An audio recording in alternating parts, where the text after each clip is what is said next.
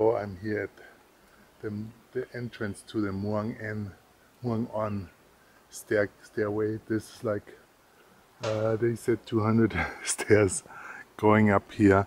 And then there's a small entrance and it goes into a huge cavern system. So let's see this one.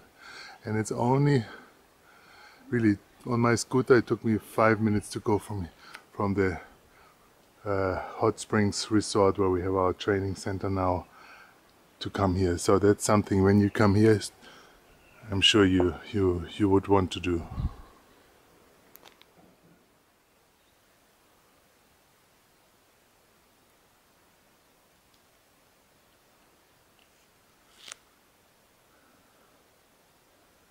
Here I am, about only 10 minutes away from our new training center north of Chiang Mai. And this is another spectacular thing here that I didn't even know. And it's a cave that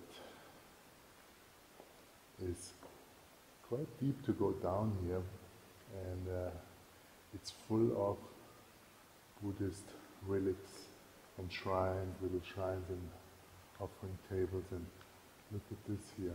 This is, I think it's maybe the biggest stalactite I ever have seen.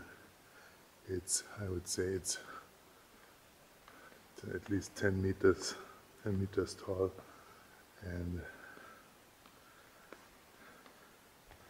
imagine here, the bottom part, see, it goes all the way up, and the bottom part is just just my height.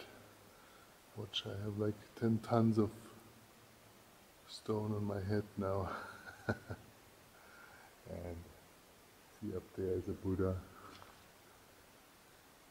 and there is a natural gigantic Shiva lingam. And you see, this is something, why did they make those offerings here, these Buddhas? Because on all real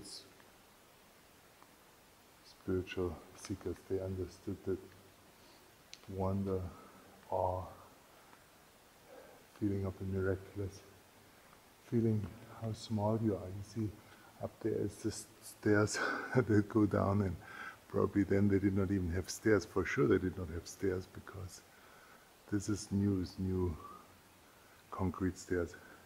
So how did they come down? And they had this feeling of unbelievable smallness and also loneliness. And this is something, of course, it's completely missing in today's urban environment. And it is something essential. It's like an essential element in our evolution, in our getting a feel for the miraculous, for the divine.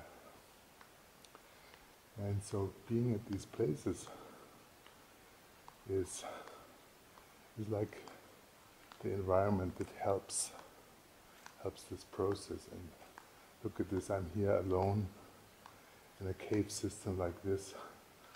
Where else can you do this? And this is, as I said, it's only 10 minutes away from our training center with the hot springs. I mean, I still can't grasp it. It's all in one place. All the elements that I know are important to experience. And imagine you can sit here maybe an hour and you take in this, and then you go back and you go into natural hot water. I don't know what's the end of this one here. So this is going beyond words, and this is really what I'm saying, what all true spiritual work is about. It's about going beyond words. And you cannot do this just by a decision. You cannot do it just by wanting it.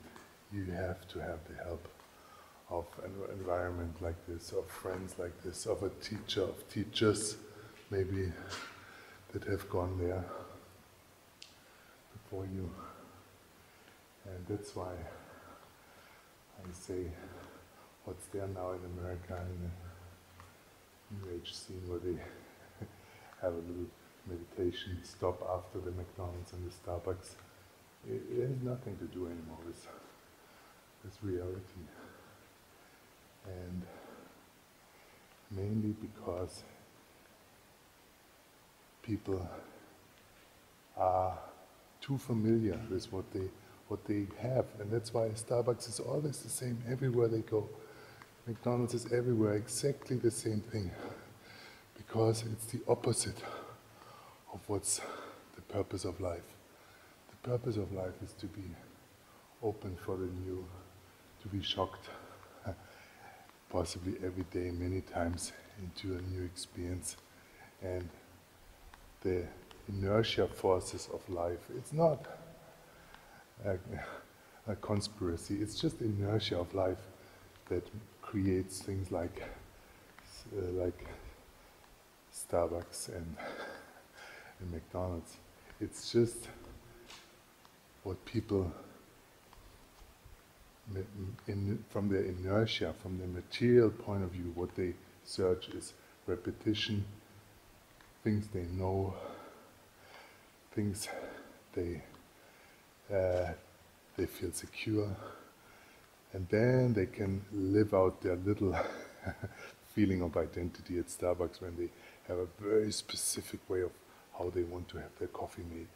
And there they can live in the illusion that they have some unique identity. But here, down here, you don't even think about this.